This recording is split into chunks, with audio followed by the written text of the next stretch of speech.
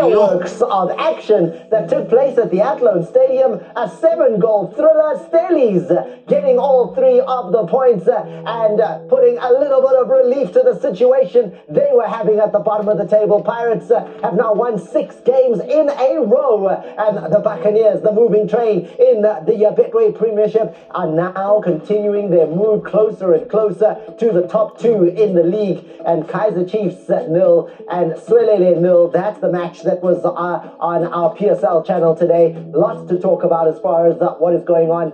Pomozo, now just 2 points between Pirates and Skokun United, and just 3 points between Pirates and the top of the log, with 2 games in hand over Mamelodi Sundowns. I'll still repeat that games in hand does not mean points. But today, Orlando Pirates had an opportunity to play one of the games that they have behind the log leaders, and they get the maximum points. Kaizer Chiefs, unfortunate at home, not to get the maximum point, but they keep a clean sheet, which is a positive for me. A clean sheet for Kaizer Chiefs. It has been something that's difficult. And maybe if you are going to look for a silver lining, coach, baby steps. Clean sheet when Chiefs have been conceding regularly of late. That might be just the first step towards making things a little bit more stable at Kaizer Chiefs right now.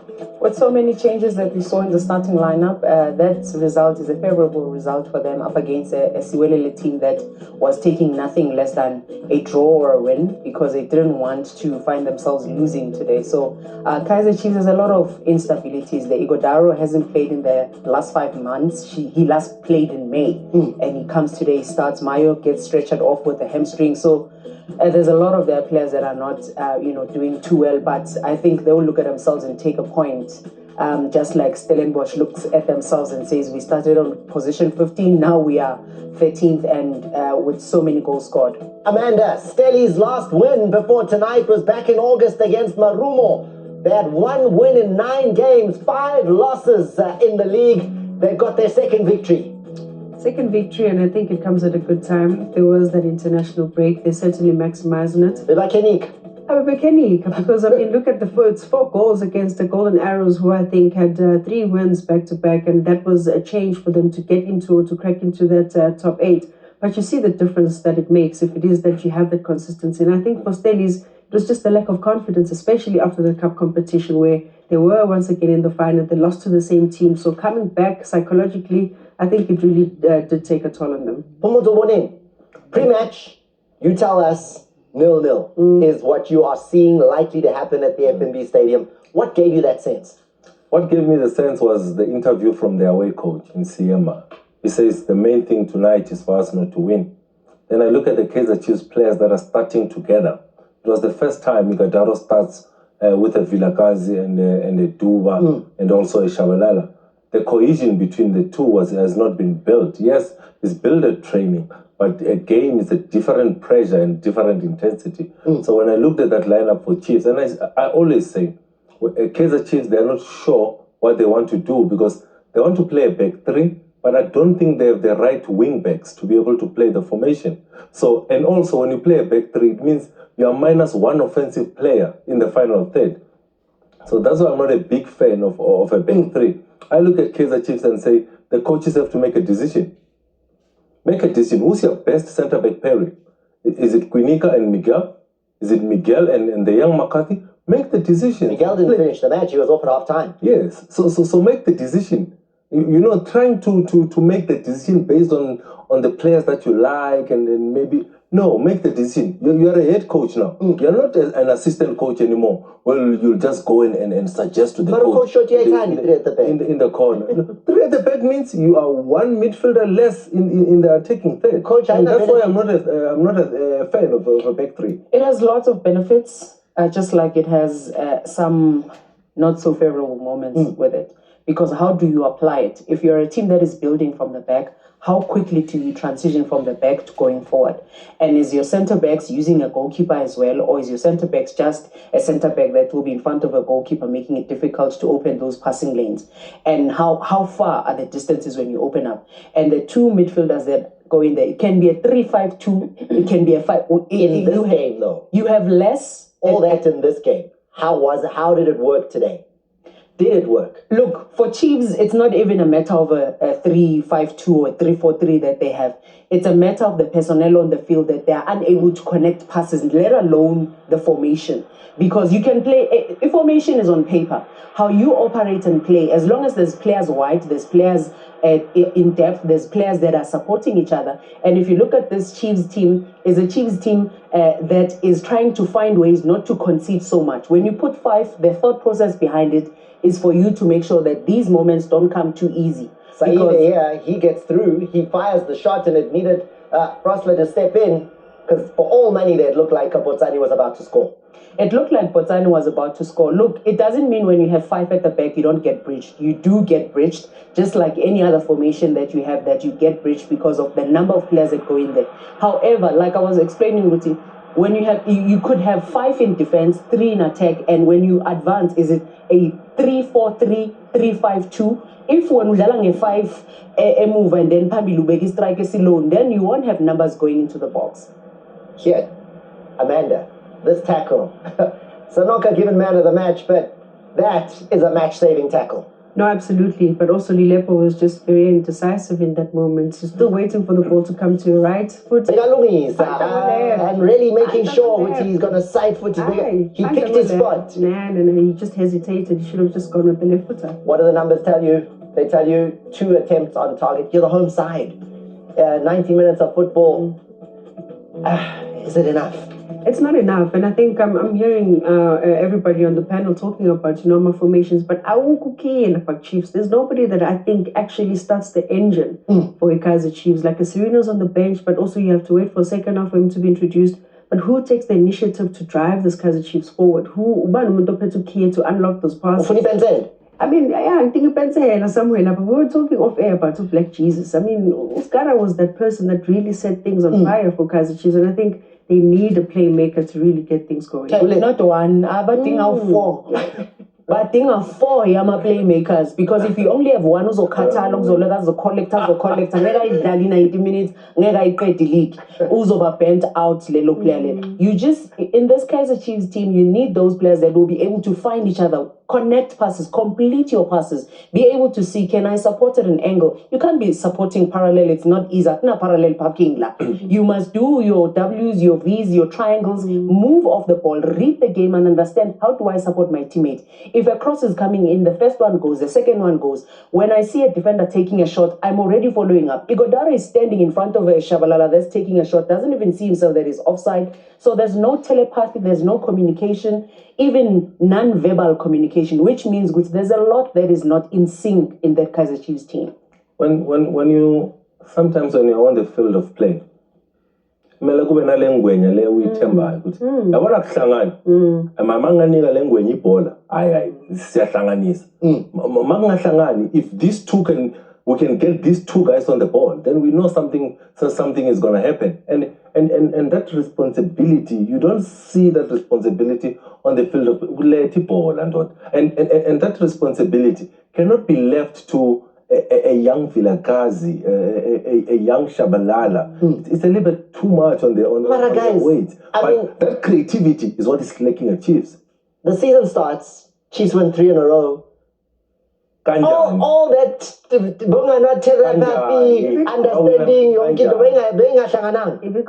understanding, and this is the thing, it's at surface level. And you can't fix things at surface level for Kaizer Chiefs. We're talking about some understanding, it takes time. So they're thinking they can fix it now. And unfortunately, you can't get the combinations. But ski. Thomas. Maybe it is Kelem key. Thomas, when you have players that are brave, aggressive, and they have the intuition, these are things you can never teach to players. Is this player in the squad though? He's just maybe not showing up? Or they don't have that player at all?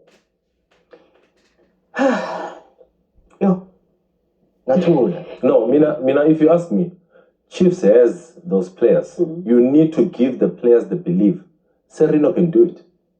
Vilakazi can do it. Shabalala can do it. You need to give those players the confidence.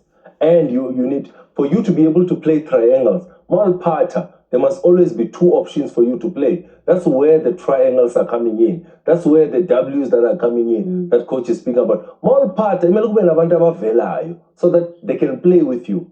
And I'm saying, Serino can do it. Vilakazi can do it. Shabalala can do it. But put them together. Thomas, you know what this takes me back to? Maiden Dobbs' era, when he came and they almost won the league. And they are playing helicopter football. They are not keeping the ball on the ground and all of that. He came in with a strategy that suited helicopter football. My lender la, landing paddy la. My sugumiyas in the next place la ilenda. It worked for them because think about it. There was a Nurkovic. There was certain players that you knew. Siyazi masingal susa la salisa le. Mastol mafriki ku George konusha mafriki ku George wahamba. Then ya pelinda yama set pieces. Masil tola sit kokota piano is there. You know, so he came with a strategy to say these players equality abo ifigala. I cannot stretch them and saying where else they don't have the confidence, the zeal, the hunger to do it themselves, the intuition to have it within them. Because the players must be able to change a plan. But I'm asking myself, do Chiefs players know how to change a plan when it's not working what the coach needs from them? Or they're saying, Senza lanes or coach, Manga sevens are sevens, there's nothing else we can do. So players must be able to change gears and go. We can blame coaches to a certain extent, but players need to step up because all these players that are there, most of them came as a best player. Kunyika was a best player at Stellenbosch. Miguel came as a best player from Angola. Cross, all of these different players came in as good players. Serino, all of them. Where are those players that were coming from all these different clubs? Because now every time... big team, I'm fine. Good big team. Basho njalo. Yini big team? Awuyazi Khosi? Angazi yini big team. Khosi is a big team. Okay. But akufani. Angazi, guys. I mean, you've been at a big team. Kuyafana. Everywhere is the same. Or you get to a certain club where it's not the same. Simply because the weight of expectation, the crowd, the institution you play for is massive. No, so zisho zonke.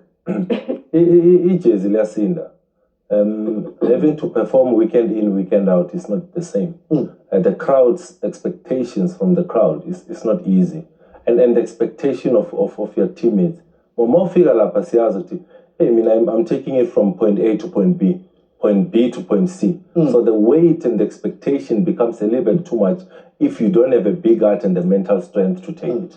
I know a man don't mail with social media, go big team. So it's let's go to a quick break.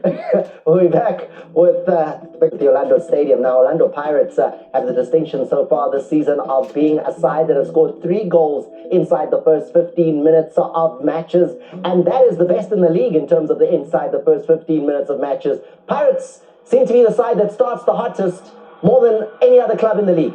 I thought the way Tito played this evening, playing forward, looking for the forward pass, looking for the runner.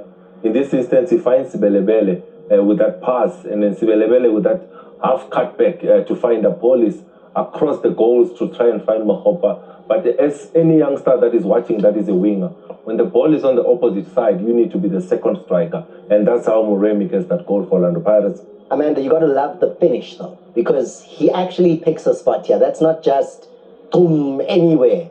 Yeah, and just the presence of mind to follow up on that second ball. None of the Polokwane City players actually anticipated. Now, by contrast, look at the number of opportunities, Amanda, the Pirates do create. 16 of them, 6 on target.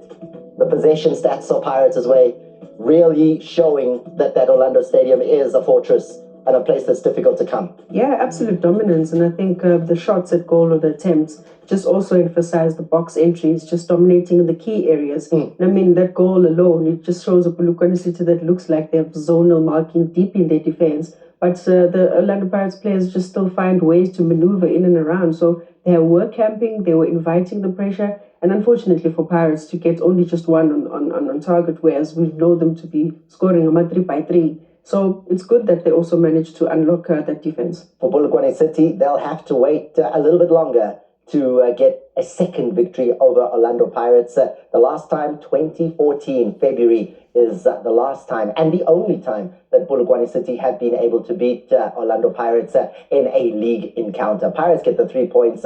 They've narrowed the gap to the top of the table. But I'm in a hurry to get to Athlone because this is where the fireworks were taking place. Arrows away from home against Stellenbosch. And take a look at how it starts here. Titus having a great game, setting things up here. Coach Pili, 4th goal of the season. At this stage, he was the only player to have scored for Stellenbosch all season long. All 4 were Pili. I see why he was hungry coming back from the World Cup, because he didn't really play many games there. And look at the late entry from him. He realizes and understands his movement into how he moves. Just like Nine goals of the season. But it's him that does magic, and he does it just gliding through cones, just like players, to say, keep the ball on your feet.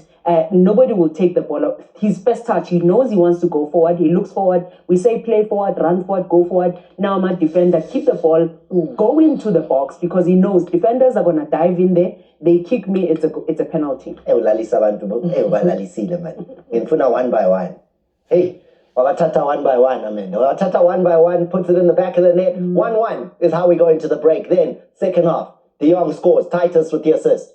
Yeah, and I mean, we were talking about hockey, and you see people who can be very instrumental in unlocking defenses. A counter press from Stellies, they win the ball in the opposition's half, and they typically, like the true professionals that they are, if the opposition makes a mistake in a critical area, they have to be punished.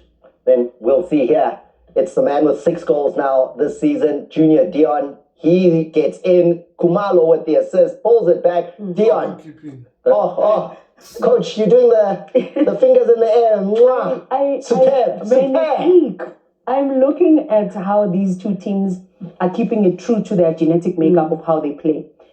Golden Arrows keeps the ball by Lalama 1-2 Pume. Stellenbosch goes with a counter-attack, wing play, and set pieces. This is two teams that stick to their guns and say, this is how we play. This is how we bring players into areas where we know which when Barnes delivers a cross and a set piece in, we are going to profit. And I think this is why a lot of people out there are saying, Stellenbosch, it's unlikely for you to be at the bottom there, because we know the type of football you play and when you want to win, how you play. 3-2, and then it becomes 3-3. The 19-year-old from Cote d'Ivoire. Oh, wow. What a finish. What a finish from Isaac Cisse. I think a well-taken goal. And one thing that you can see, it comes from the coaching. Arrows are now, players are now comfortable to receive in the pocket. Cisse's goal, one of the best goals that I've seen in this midweek action. Oh, wow, Amanda, what a delicate finish there. Muzomuhle is the man on the finish there with Muzomuhle Kani. Jabbar with the killer pass. Jabbar with the killer pass, but it's the off-the-ball movement. He starts the run very late, getting through the centre backs and just knowing the sense of presence, knowing where to take the goal to. I like the respect from the two coaches there. That's two seasoned coaches saying, you know what, that was a game. That was a game where I did my best, you did your best. We gave them 7 goals. What more can we want? Look at the stats for this one. This was a match you wanted to be at. Arrows having the better of the possession, but it was Stellies with the better when it comes to the corners, the shots on target, and Stellies just shading it with the total number of attempts. But this game could have gone in either direction. What a match. Top match. A lot of chances created. It's good to see both teams getting to double figures in terms of chances created, 15 and 11, and the number of opportunities that ended up on target is 2 teams that are position based, 2 teams that play direct football. They create a lot of opportunity. They don't just keep the ball for the sake of keeping it. They keep it to create opportunities, and you see it with the numbers tonight. Long time coming for Stellies to get their second victory of the season. Let's hear what the coach has to say and also find out who the man of the match was. Devin, congrats, man of the match. Some game tonight. Yeah, firstly I want to say thank you to the Lord. Without him, none of this would be possible. Secondly, I want to thank the fans and the players. We worked hard. We haven't scored in like 4 or 5 games, but today we showed that we are Stellenbosch and we are good enough to win games. Were you guys getting a little bit desperate, all of those goalless draws? Yeah, coach is not putting us under pressure, but he said the time will come, and our time was today. He said It takes one game to get back into form, and today was that game. And you think now goals are going to rain in a bit more freely? Hopefully we can get that more goals, and hopefully can rain freely, yes. 2 cup games coming now, one in Africa the weekend, then Marumo Gallants, Stellenbosch in for a good run in cups this year, you reckon? Yes, hopefully we can take 1 cup, you know. If not, we can take 2 events. But we take 1 game at a time. First, we focus on Sunday's game, and then we go to the calling knockout. Share that trophy a little bit with De Jong? I will share something with him, yes. Thank you. Steve, a great game to watch if you're neutral, but I think you had several heart attacks there tonight? Yeah, I know. I was telling everybody, I think it was a game where, if you're a fan today, it was, I thought, a really good game. I think it was 2 teams that really wanted to win and went for the win, and you know, hopefully it was a good advert for South African football about just, you know, attacking and trying to score goals. So yeah, as a coach, you'd rather have a 2-0 pragmatic win, but you know, we take the win. We've been struggling to score goals, so to get 4 in one night, hopefully we can spread it out a little bit better. And but yeah, also conceding 3, not ideal, but at the end of the day, a win is a win, and that's the most important part. And I think once again you can see just the commitment from the team, and I said it, that I think there is an upward curve, and we needed to start scoring. Hopefully this is a small turnaround, and we can just keep going in the right direction. So the floodgates open, you reckon, now, where you can see a lot more in terms of finishing from Stellenbosch? I do. I think, you know, when you're not scoring, sometimes we've been a bit unlucky, and today maybe 1 or 2 fortuitous type of goals, but that just gives you confidence. You know, play like Devon hasn't been getting the assists or goals that he normally does, so for him to get 2 assists, plays to score, yeah, so hopefully, you know, we can continue on this trend. 2 cup games coming up now. Is this a season where Stellenbosch are going to get to a few more finals? Yes, first of all, Sunday we got to try and get to the group stages of CAF. So first that hurdle, and then next week look forward to a quarter-final against Marumo, and then a league game away to Galaxy. So it doesn't get easy, game's coming thick and fast, but today was needed. I think it's a great boost for the team. They deserve the win. I think overall we took our chance as well. But yeah, looking forward to those matches, a bit away from the league pressures, and maybe an opportunity to continue on an unbeaten run, winning games, and hopefully that can give us the confidence going into Galaxy and Siwelele before the break. Thank you. Thank you, sir. For Stellies, it's 0-0 in their CAF Confederations Cup against the opposition from Equatorial Guinea, and that's the match that they have the home leg for over the weekend. This is the Carling fixtures that are coming up this weekend, and there is lots to look out for when it comes to that one. Richards Bay, Durban City, Arrows take on Galaxy, Pirates up against the defending champions Magesi, and then Marumo Gallants will take on Stellenbosch. And it's not just over the weekend, there's Saturday, Sunday, Tuesday, Wednesday. Lots of Carling knockout action to look forward to, and thank you very much to this esteemed panel of analysts in studio who got essentially the results right. Thank you, Amanda. Thank you very much to Coach Simpiwe Lulu, and thank you at the far post to Pomozo Manenje. It's been a great evening with the football.